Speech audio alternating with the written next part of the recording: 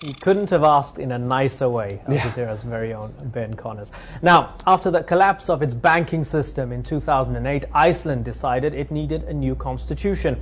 Now, normally, important documents like this are drawn up by politicians and so-called experts. But Iceland is taking a very different approach, crowdsourcing, which means it's basically going with the wisdom of the crowd and soliciting input from all parts of the country. Let's have a look at this Facebook page, which gives people a fair idea as to what they're doing. This is their Facebook page, and interestingly enough, they've given us a bit of a promo for the show. There you go. Tonight at 7:45 Icelandic time, GMT +1, Al Jazeera will broadcast an interview with one member of the Constitutional Council and discuss the task of the Council. And they give a link, and it also speaks about the entire movement to amend the Constitution. So far, 3,613 likes. Well, they are a very small country anyway. They've also got a Flickr page as well, where they upload photographs from their meetings. Apparently, they live stream all their meetings as well. So it's all looking very busy and happy and democratic over there. So plenty of photographs if you visit Flickr.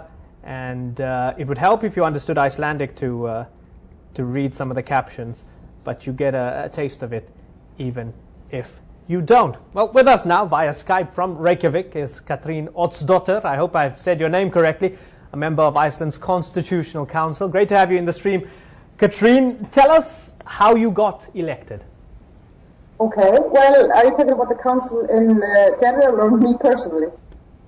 Just the council? To the council, yeah. Good. Okay, well, it started out years ago. We have always known that we have to revise our constitution. It's basically very old, and the most of it is just from when we got independent in 1944. Then we replaced the word king with president and said, okay, fine, it'll do. We need our independence, and then we always wanted to review it, but we never found the right opportunity. Now, after Iceland has crashed, like you probably know, we are finally doing it, and it's a great opportunity to be doing it at such a crossroads in our times. So we started out by doing a real crowdsourcing moment where we randomly selected 1,000 people, just any people from Iceland, from the age of 18 to 100 years old, and they all had to come together in a large gym house and just think about what sort of a community or what sort of society they wanted Iceland to become.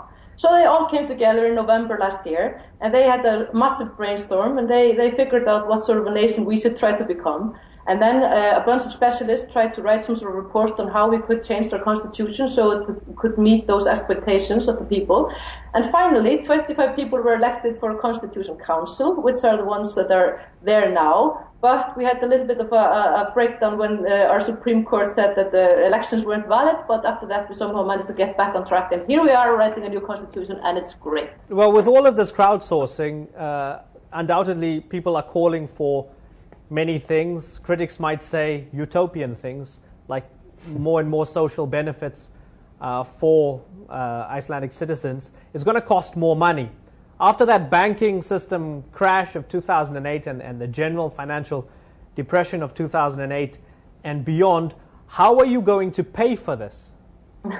Well, if anybody can really have a human rights democratic society, despite economic downfall, that would be Iceland. You know, we have a very, very, very rich country regarding natural resources, and there's only 320,000 of us. The population is highly educated.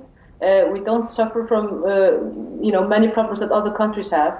And despite the fact that we had this amazing crash here, we are still in a good position to uphold the greatest human rights standards available, and that's a decision as well. I mean, everything is a matter of priority, and if your priority is to have a really good social welfare system, of course you can do that, It might cost a decision making such as never having an army, but I think that's a great decision to make.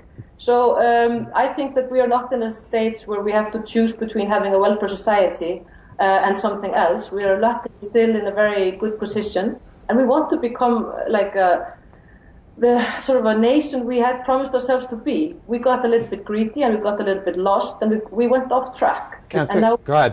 Oh, sorry. So, Christine, I'm actually a huge fan of this. I'm a huge fan of direct democracy, and I really love that you're doing this experiment. But there's critics like Josh Keating at foreignpolicy.com who's saying, well, maybe this was a model that may have worked in the Viking days, saying that the country is too big now, the administrative tasks are too difficult for crowdsourcing. How do you defend direct democracy and defend yourself from critics like that and say that this actually can work even in modern society to have such a direct sort of democratic system as crowdsourcing a constitution? Okay, well, I think his critic is fair. I mean, I don't think that in the most strict sense we're doing it by crowdsourcing, because we're not putting the text online and writing it all together. What we're doing is the 25 people are writing the text together, putting all the suggestions online as we go, and there people can comment, those who want. You know? So what is happening is that there's a selective audience, if you like. Those who are interested are participating. Those who are not interested are not. Katrin, I want to throw you to Ahmed, because Ahmed's got some really good feedback from Twitter and our many viewers. Ahmed, give us a taste of some of that feedback. Yeah, a lot of people find this idea intriguing, to say the least, whether they agree with it or not. Hus Fahmi is saying, crowdsourcing Iceland's constitution is the kind of idea that will make it the first created state in the information age. Now, Son of Philosophy says ideas from the public should always be welcome, but much thought and effort ought to be required to make them politically viable. Now, crowdsourcing we've seen in these nascent, governments in Egypt and in the Arab world have played a central role in eliminating bureaucracy and bringing about real change and security and stability. So there's one argument, but what do you think of this? I mean, do you take this point that you need to be careful to make it politically viable? No, I think that what has been proven in Iceland is the fact that people are incredibly good at participating, and everything becomes much better with their participation. I was expecting this to be much harder, but the decision that the sort of realization we've come to is that you can totally trust people for things like that, and this is not too complicated for the public to be involved in it. We're getting so good ideas from the public, and we're using them, and it's great. We're only 25, we have limited time, but with their help, we can make it, Katrina, I have a final question for you. I know you're going to stay with us for the post-show so we can continue this discussion online, but a final question for you on the TV show. This is all still going to be taking place in an advisory role towards the Parliament. I mean, Parliament has to make the final decision at the end of the day. They could, theoretically, ignore all your recommendations, can't they? They could, yes, but they would be in serious trouble if the nation, the power of ideas is such that if you have a really good idea, it will conquer, and if our ideas are good enough, they will conquer. I'm sorry, that's just a fact. And I don't care about the formal path they will have to pass. They will still end up being used if they're good enough.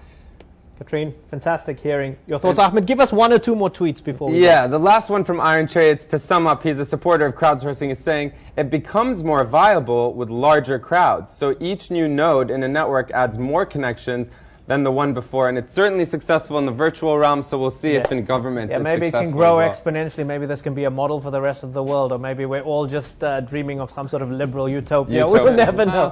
Katrin, thanks a lot for that. Zed, Ahmed, great pleasure having all of you, and thank you for joining us in the stream. You can stay with us online, stream.aljazeera.com, to continue the conversation. If you're watching on TV, see you next time. Bye-bye.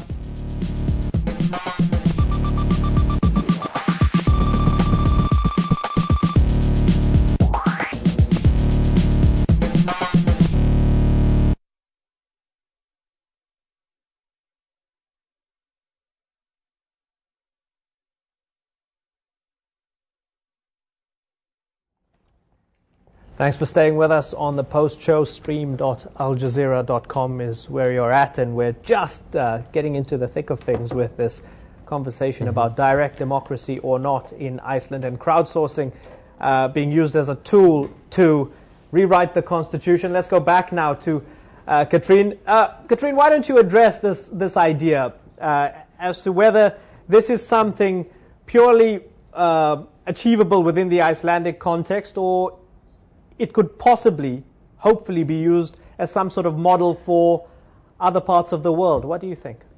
Well, of course, that's what we hope. I mean, in the beginning, we were not thinking about that at all. But since that, the foreign media has caught interest in this, we've been thinking, why not? I mean, it works amazingly well. That's a thing I can assure you of. But again, we are 320,000, so maybe it's easier to manage. But I think that the wisdom of the crowd is so important when it comes to creating a fundamental strategy that you shouldn't actually sacrifice it, even if it takes a little bit more time and if it's a little bit more complicated.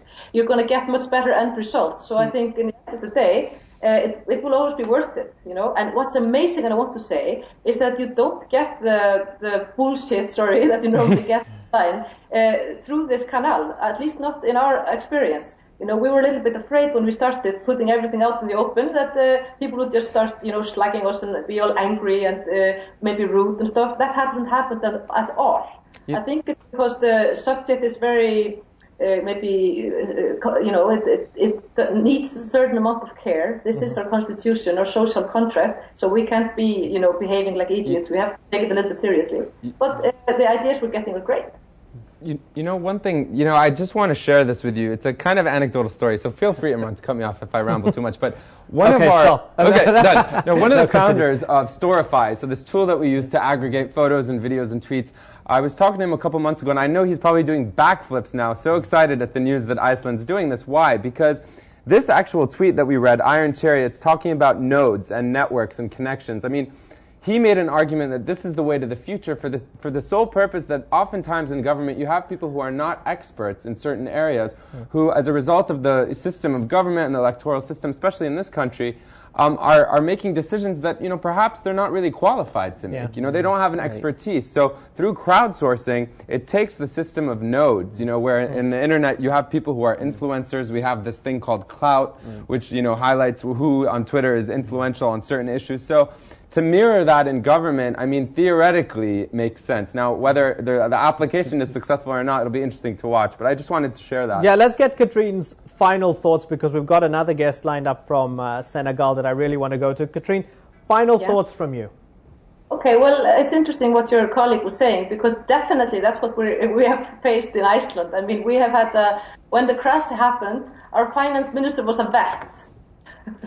Maybe that explains to you what happens when you have a very small society, and people like push each other because they like each other politically, But what we have gotten now is like, for example, we're trying to put in the freedom of the information, because we know that's the next big thing, into our constitution. So what we do is we outsource it to the computer nerds. We say, guys, how can we do it the best way? And they open Etherpad and they get out the best, parts of the discussion. We might not use it all, but at least they give us the lingo and they give us the possibilities of thought. So, I mean, we are outsourcing to special groups as well, knowing that they just know more about it than us, and that's exactly what your friend was talking about, It's a great ability to be able to give it to the people that have the best knowledge. Katrin, we're all watching this new experiment very, very closely, and we hope you keep in touch as this unfolds. Katrin, thanks for joining us from Reykjavik. Very much. Good luck.